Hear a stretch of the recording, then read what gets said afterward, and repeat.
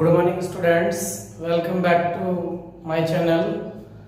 और today's topic synthesis, उसमें by using a preposition with a noun और gerund. ठीक है, यानी हम सिंथेसिस के थ्रू जैसे दो या दो से अधिक वाक्यों को जोड़कर सिंपल बनाते हैं, तो उस प्रकार से हम आज जो हम बनाएंगे, अब से पहले हमने एक पार्टिसिपल के थ्रू हमने सेंटेंसों को सिंपल बनाया था। पार्टिसिपल हमारे तीन थे: प्रेजेंट पार्टिसिपल, पास्ट पार्टिसिपल और परफेक्ट पार्टिसिपल। उसके बाद हमने बाय यूजिंग एन इन्फिनेटिव के थ्रू हमने सेंटेंसों को जोड़कर सिंपल बनाया था। और आज जो हमारा थर्ड नंबर है, ये bye using a preposition with a noun और जिरंड, यानी किसी भी नाउन से पहले प्रीपोजिशन का प्रयोग करना या जिरंड से पहले प्रीपोजिशन का प्रयोग करके सेंटेंस को जोड़कर सिंपल बनाना है। ठीक है, तो सबसे पहले मैं आपको बता दूं, जिरंड हमने पहले भी पढ़ा था कई बार। और जहां तक जिरंड की अगर बात करें, तो जैसे walking is a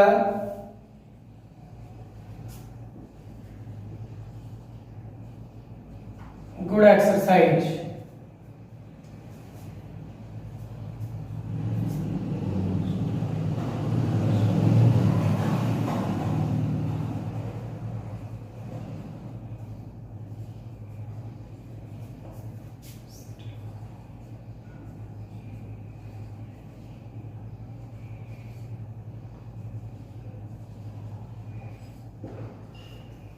अगर हम सेंटेंस में देखें तो जिरंड का मतलब क्या है?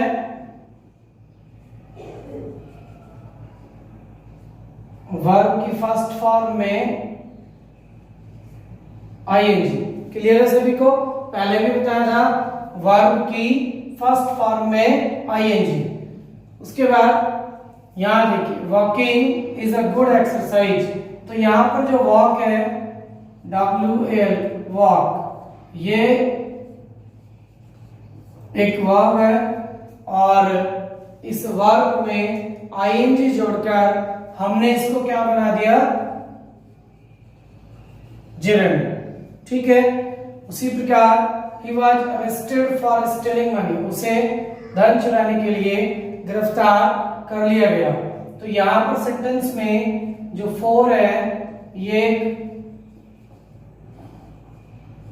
प्रपोजिशन है, और जो स्टीलिंग है ये एक जिरंड है, जो वर्ब की फर्स्ट फॉर्म है आईएनजी। तो यहां पर जो फोर है, ये जिरंड से पहले प्रयुक्त हो रहा है। इस प्रकार से हमें सेंटेंसों को सिंपल बनाना है। ठीक है, ये प्रीपोजिशन का यूज हो रहा है जिरंड से पहले। ऐसे ही कई बार नाउन से पहले भी प्रीपोजिशन का यूज होगा। समझ में आ गया सभी को जिरंड? एक बार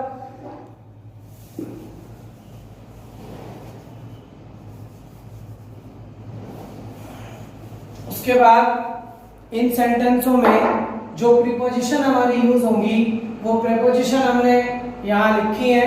एक बार हम इनको नोट डाउन कर लेंगे। विद, से, ऑन, पर, फॉर, लिए या में, यानी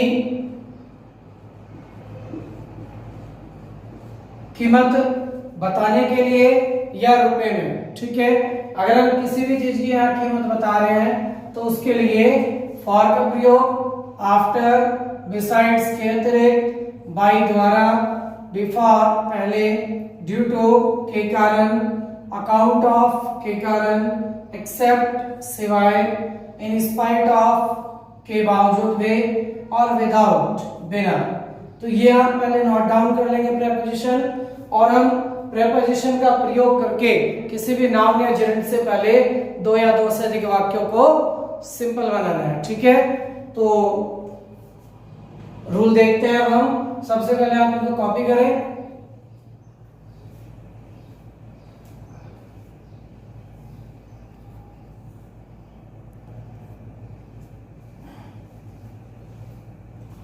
तो स्टूडेंट्स, फर्स्ट रूल है हमारा, रूल नंबर 1, यदि पहले वाक्य में किसी कार्य का किया जाना, जैसे ही वर्कड हार्ड, तथा दूसरे वाक्य में उसका अनुकूल परिणाम प्रकट होता है।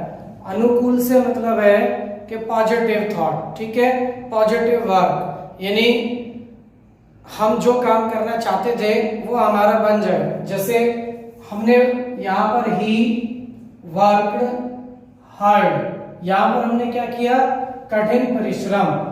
अब इसका जो रिजल्ट है वो निकल के आया गॉट गुड मार्क्स। तो यहाँ पर परिणाम कैसा निकल के आया, अनुकूल, क्योंकि हम कठिन परिश्रम किसके लिए करते हैं, अच्छे अंक लाने के लिए, वो हमें मिल गए हैं। तो हमारा जो सेंटेंस में जो परिणाम है प्रकट हो रहा है वो कैसा हो रहा है, अनुकूल। तो यहाँ पर जब आप सेंटेंस बनाएंगे तो वहां वर्ब की फर्स्ट फॉर्म को, जो पहला वाक्य है इसकी वर्ब की फर्स्ट फॉर्म को झिरंड में बदलकर उसके पहले किसका प्रयोग करना है, बाई का, ठीक है। तो सबसे पहले यहां पर बाई, ठीक है, उसके बाद वर्क से वर्किंग, बाई वर्किंग हार्ड, कमा he got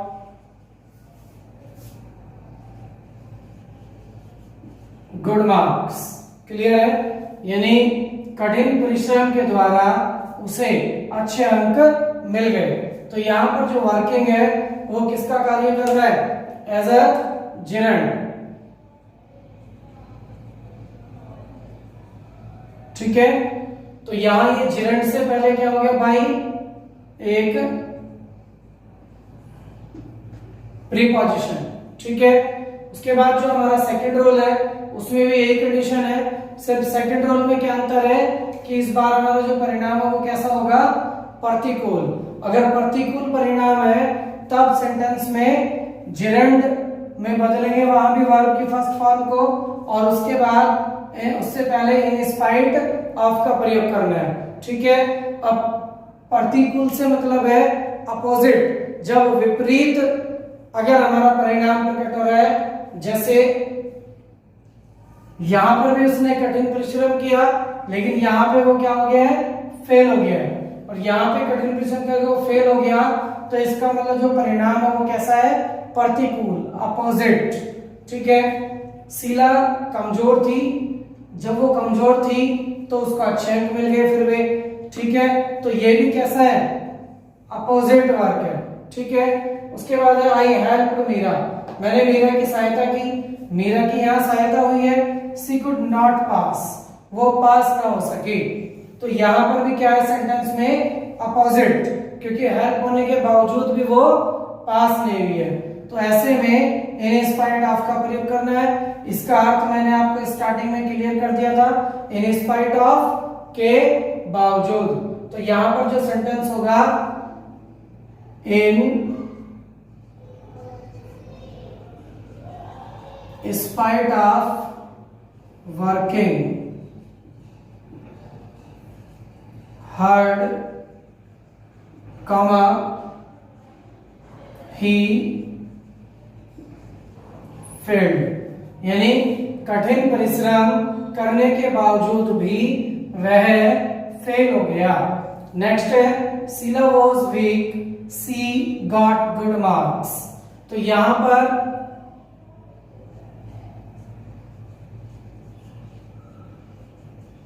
in spite of, अब यहां जो सेंटेंस में देखने वाली बात है, यहां पर तो वर्ब दी थी, वर्क, ठीक है, हमने उसको आईएनजी यानी जिरंड में चेंज कर लिया, यहां पर भी हमें जिरंड में चेंज करना है।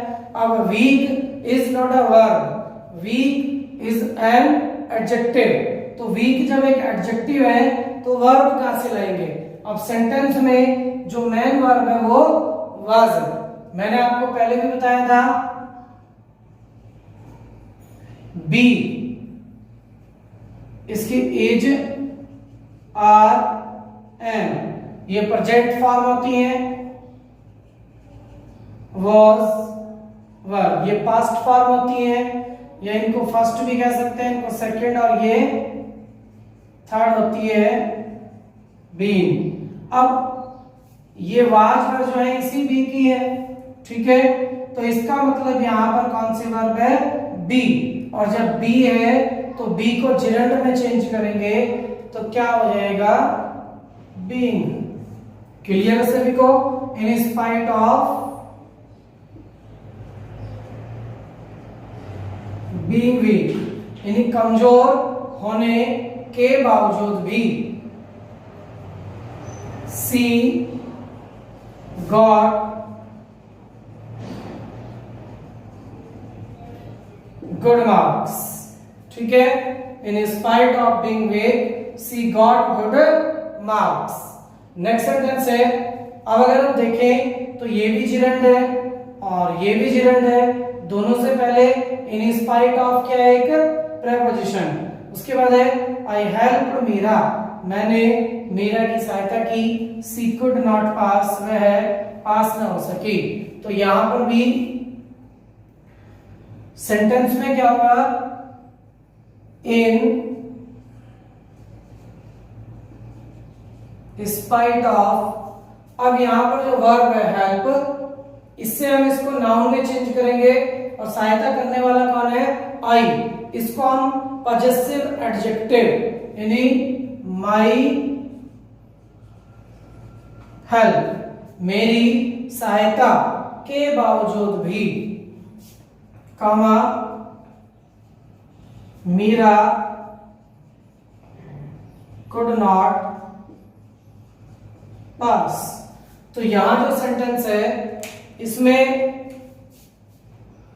इन स्पाइट ऑफ एक प्रपोजिशन है और माई हेल्प। यहां पर जो माई है ये पॉजेसिव एडजेक्टिव है और ये जो हेल्प है ये क्या है, यहां पर एक नाउन का कार्य करेगा। हेल्प किसका काम करेगा, नाउन का, सहायता। अगर वर्ब के जगह यूज हो रहा है मेन वर्ब तो ये वर्ब हो जाएगी हेल्प, और यहां पर ये वर्ब के अकॉर्डिंग यूज ना होकर के नाउन के अकॉर्डिंग यूज हो रहा है, ठीक है। और इससे पहले जो माई आ रहा है वो एक पॉजेसिव एडजेक्टिव है, ठीक है, क्योंकि वो एक संबंध प्रकट कर रहा है, विशेषता बता रहा है कि सहायता किसकी हुई है, मतलब किसने की है, मैंने। तो मेरी सहायता के बावजूद भी Meera could not pass, Meera pass ना हो सके। Is that clear? सभी को पॉइंट समझ में आ गया होगा। इसको आप कॉपी कर ले, फिर नेक्स्ट रूल की तरफ चलते हैं।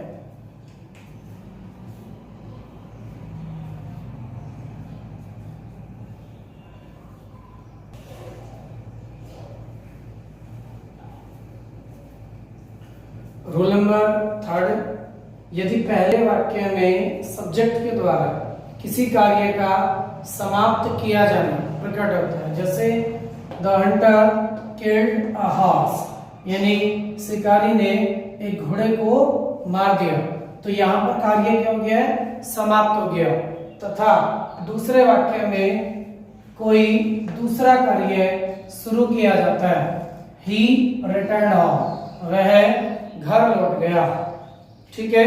यानी कार्यों को करने में समय का अंतर हो, पहले एक कार्य समाप्त हुआ है, आफ्टर दैट सेकंड वर्क जो उसको कंप्लीट किया गया है या स्टार्ट किया गया है। जैसे the Hunter killed a horse, he returned home.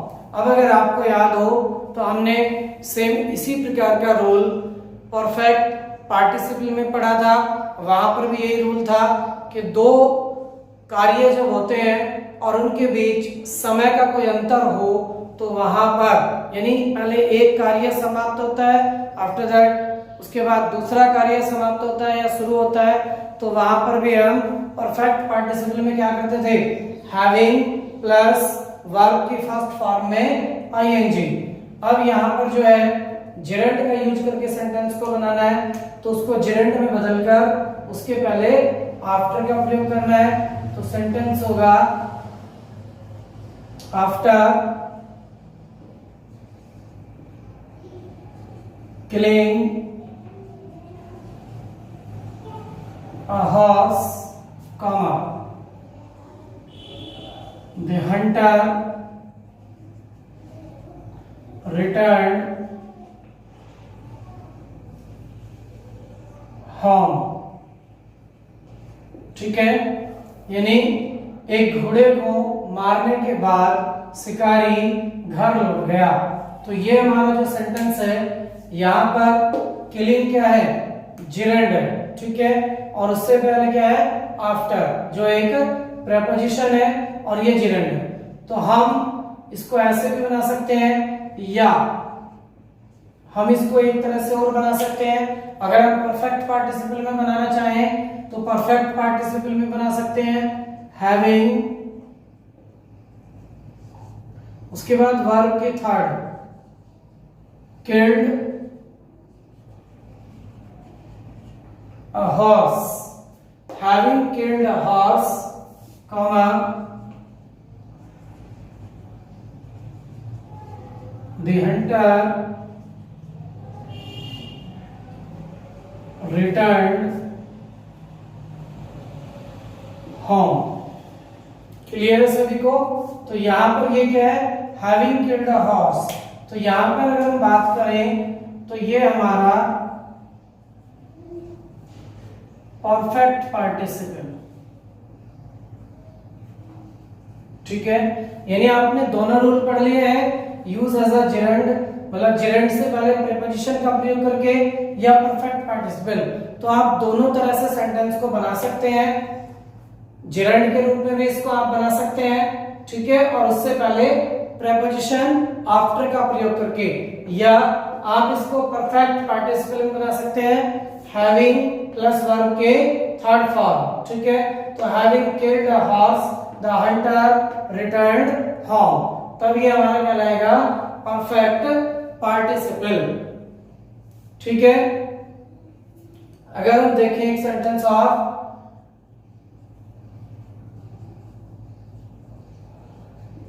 he took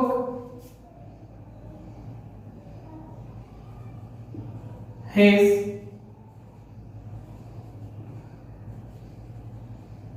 breakfast, full stop, he went to school।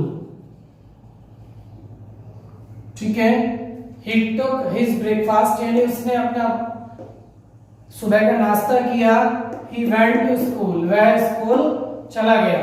तो यहां पर भी सेंटेंस में पहले कार्य समाप्त हो रहा है, उसके बाद दूसरा कार्य किया जा रहा है। तो वही वर्ब की फर्स्ट फॉर्म को जिरंड में चेंज करके उससे पहले आफ्टर टेकिंग हिज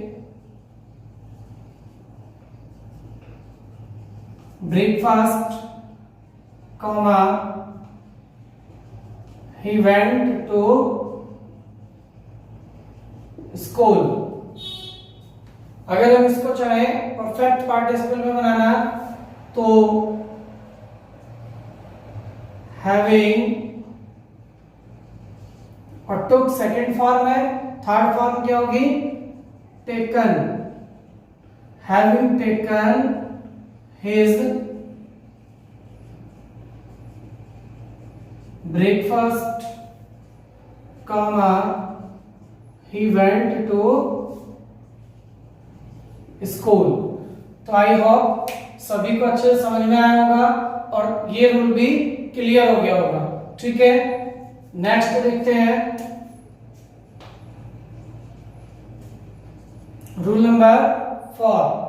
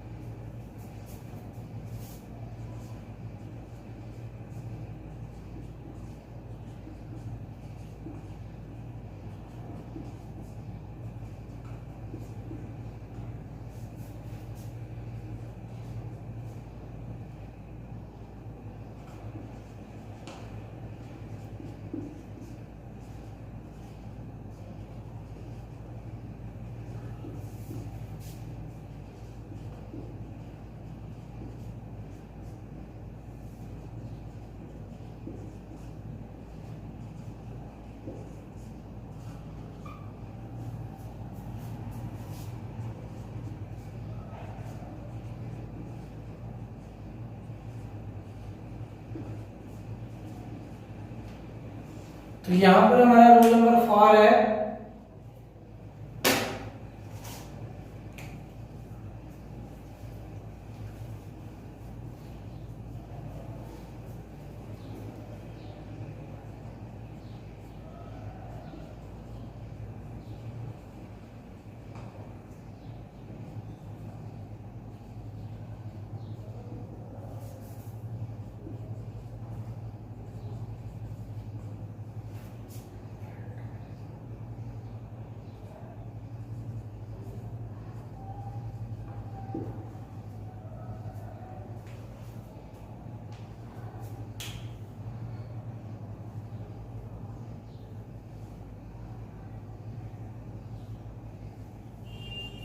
तो यहाँ पर रूल नंबर 4 में यदि वाक्यों में दो कार्यों का एक साथ या एक ही समय पर होना प्रकट होता है तो वहां वर्ब को gerund में बदलकर उससे पहले on का प्रयोग करते हैं। जैसे he heard the news, उसने खबर सुनी, he felt very sad, उसे बहुत दुख हुआ।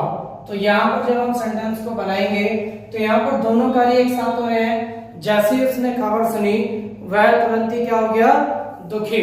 ठीक है, तो यहां पर होगा sentence on hearing the news comma he felt very sad. तो रूल नंबर 4 की सभी क्लियर होगा। ठीक है, नेक्स्ट रूल देखते हैं, एक बार इसको आप कॉपी कर लें।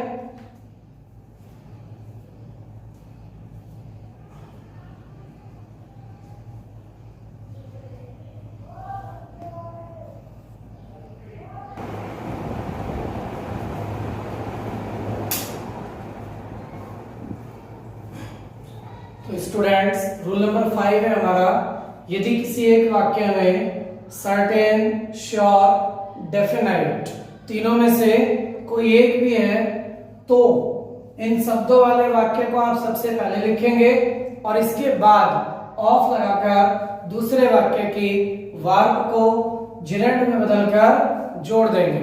ठीक है, तो यहाँ पर जो सेंटेंस हमने लिया है एग्जांपल में, I will pass this year, मैं इस वर्ष पास हो जाऊंगा, आई एम श्योर, मुझे पूरा विश्वास है। तो यहाँ पर श्योर शब्द आ गया है, आई एम सर्टेन आ जाए, आई एम श्योर या आई एम डेफिनाइट। ठीक है, तीनों में से कोई एक। तो सबसे पहले इसी सेंटेंस को आप लेंगे, आई एम श्योर। ठीक है, उसके बाद क्या लगाना है, ऑफ। उसके बाद जो हमारा फर्स्ट वाक्य था उसकी वर्ब को gerund में चेंज करना है, I am sure of passing this year। Clear है, I am sure of passing this year।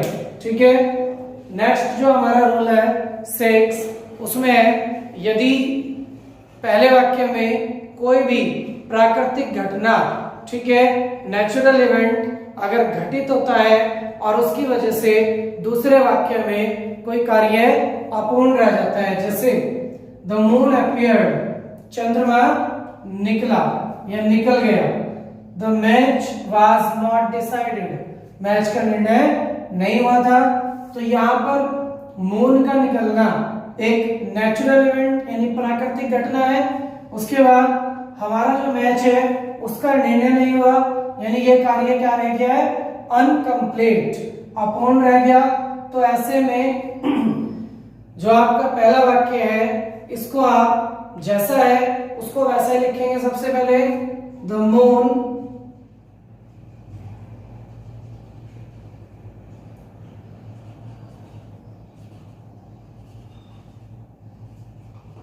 appeared, ठीक है। उसके बाद आपको क्या करना है, दूसरे वाक्य में जो वर्ब है उसको नाउन में बदलना है। यहां पर जो वर्ब है वो क्या है, डिसाइड। अगर हम इसको नाउन में चेंज करेंगे तो क्या बनेगा, डिसीजन, ठीक है, ये क्या बन गया, एक नाउन। तो डिसाइड से हमने नाउन क्या बनाया, डिसीजन। अब इससे पहले बिफोर लगाना है और बाद में of. The moon appeared before the decision of, ठीक है, ये यहां पे आएंगे, डिसाइड से डिसीजन नाउन बन गया, ठीक है। अब क्या बचा है, ऑफ द मैच। क्या अर्थ हुआ, मैच का निर्णय होने से पहले चंद्रमा निकल गया। The moon appeared before the decision of the match, ठीक है। अगर हम एक सेंटेंस और लें,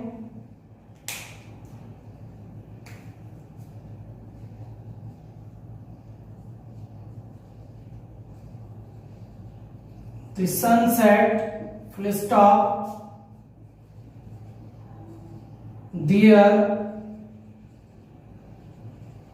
journey was not ended.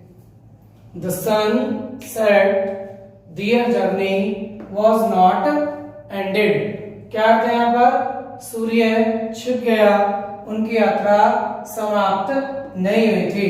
तो यहाँ पर भी द सनसेट, सूर्य छिपना एक प्राकृतिक घटना है, और दियर जर्नी वॉज नॉट एंडेड, उनकी यात्रा समाप्त नहीं हुई थी। तो यहाँ कार्य अनकंप्लीट रह गया है। तो ऐसे में फर्स्ट सेंटेंस को लिखेंगे सबसे पहले, the sunset, after that verb क्या है इसकी, एंड, और जब इससे नाउन बनाएंगे तो इससे नाउन भी एंड ही बनेगा, ठीक है। क्या हो गया, ये नाउन। अब इससे पहले किसका प्रयोग करना है, before. The sunset before the end, और उसके बाद ऑफ दियर जर्नी। क्लियर सभी को, यहां पर द एंड क्या है, एक ये नाउन बन गया है यहां पर, और इससे पहले बिफोर क्या है,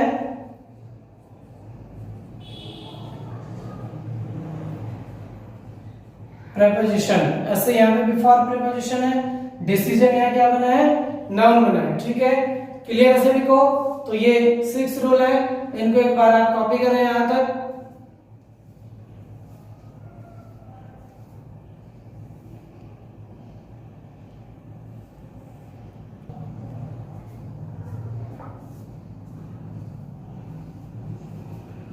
तो स्टूडेंट्स, हमने इसको अच्छे से समझने के लिए 6 रूल अभी पढ़े थे।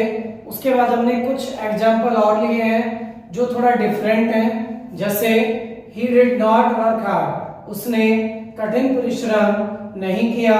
ही पास, वह पास हो गया। इन्हीं प्रकार से परिणाम तो कैसा प्रकट हो रहा है, प्रतिकूल, ठीक है। मतलब कठिन परिश्रम किया नहीं है, फिर भी वो क्या हो गया है, पास हो गया। तो यहाँ पर इन स्पाइट ऑफ का प्रयोग ना करके, यानी बिना कठिन परिश्रम के वह पास हो गया। तो हमने शुरू में प्रेपोजिशन में लिखवाया था बिना के लिए विदाउट का प्रयोग करना। तो यहाँ पे होगा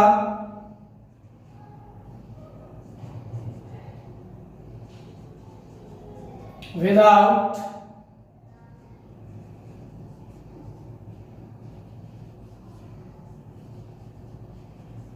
वर्किंग हार्ड, कॉमा, ही पास, ठीक है। वर्किंग एक जिरंड है और विदाउट एक प्रेपोजिशन है। क्लियर है सभी को। नेक्स्ट है ही इज अ चीट, वह धोखेबाज है।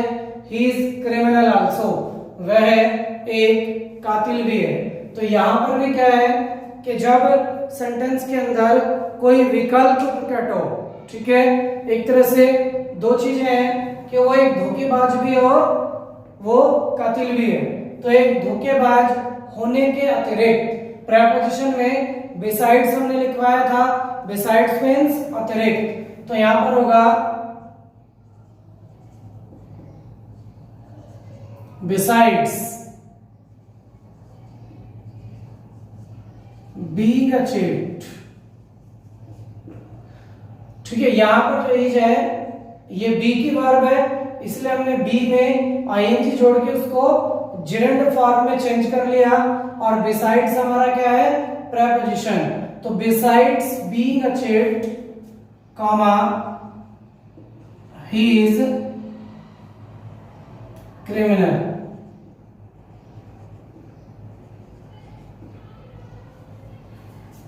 He is criminal also. ठीक है, एक धोखेबाज होने के अतिरिक्त वह एक कातिल भी है। नेक्स्ट है सी विजिटेड कानपुर, वह कानपुर गई। सी विजिटेड जयपुर टू, वह जयपुर भी गई। तो यहां पर भी वो दोनों जगह गई है, यानी वह कानपुर के अतिरिक्त जयपुर भी गई। तो जाएगा सी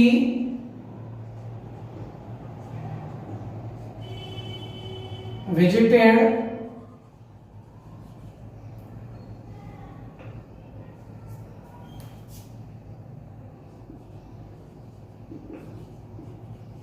Jaipur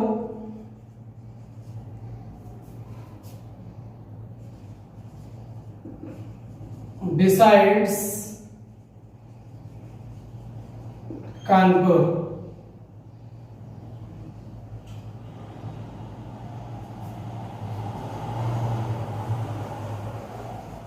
She visited Jaipur to besides Kanpur. ठीक है, वह कानपुर के अतिरिक्त जयपुर भी गई। नेक्स्ट है आई बॉट अ कार, मैंने कार खरीदी। I gave 4 lakhs for it,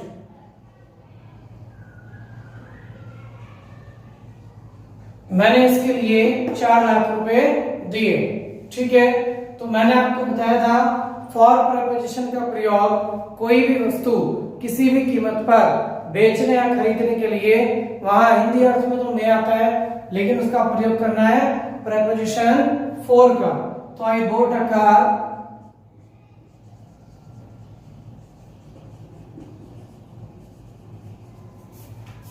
for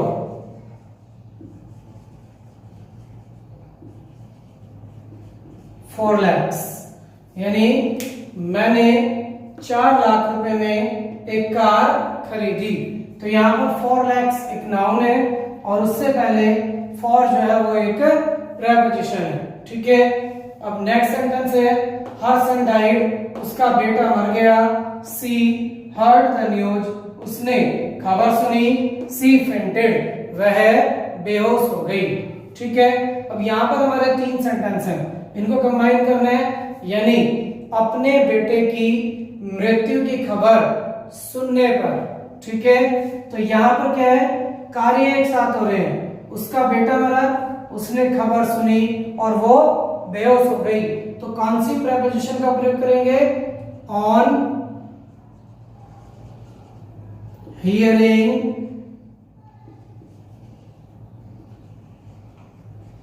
the news of her son's death, comma she fainted। तो यहां पर डाइड से डेथ एक नाउन है।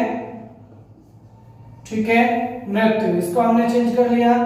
उसके बाद यहां पर हियरिंग एक जिरेंड है, और उससे पहले ऑन क्या है, एक प्रेपोजिशन। ठीक है, उसके बाद John is ill, he has high fever. तो ये जाएगा John is ill with high fever. ठीक है, तो स्टूडेंट्स हमने जो है काफी एग्जाम्पल लिए हैं, समझाया है, और अगर कहीं पर कुछ समझ में ना आए तो आप प्लीज कमेंट बॉक्स में लिखें। नेक्स्ट वीडियो में हम वो टॉपिक या वो पॉइंट दोबारा समझा देंगे। और प्लीज चैनल को सभी स्टूडेंट्स सब्सक्राइब करें, शेयर करें और अपने साथ के सभी बच्चों से, दूसरे स्कूल में पढ़ने वाले बच्चों से भी बोलें वो चैनल को सब्सक्राइब कर लें। इसके बाद मैं आपको कुछ सेंटेंस देता हूं जो आपको घर बैठकर उनको एक्सरसाइज को प्रैक्टिस करनी है। इसको आप एक बार कॉपी कर लें।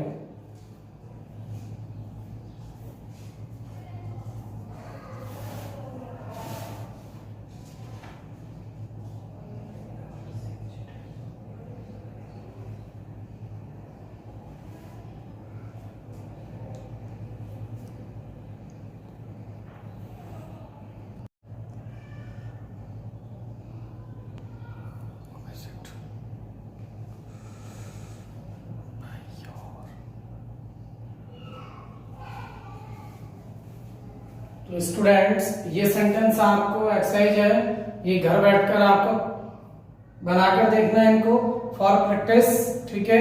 उसके बाद जितने भी स्टूडेंट्स आपके लिंक में हैं तो प्लीज उनको वीडियो शेयर ना करें, उनको लिंक शेयर करें और चैनल को सब्सक्राइब करने के लिए बोलें, ठीक है।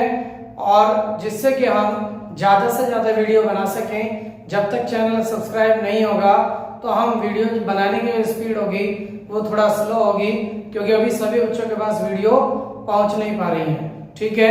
अब आपके जो सेंटेंस हैं इन्फिनेटिव वाले जो हमने मैच नहीं कराए वो प्लस ये दोनों को एक साथ एक वीडियो में मैच करा करके डाल दिया जाएगा। Thanks for watching.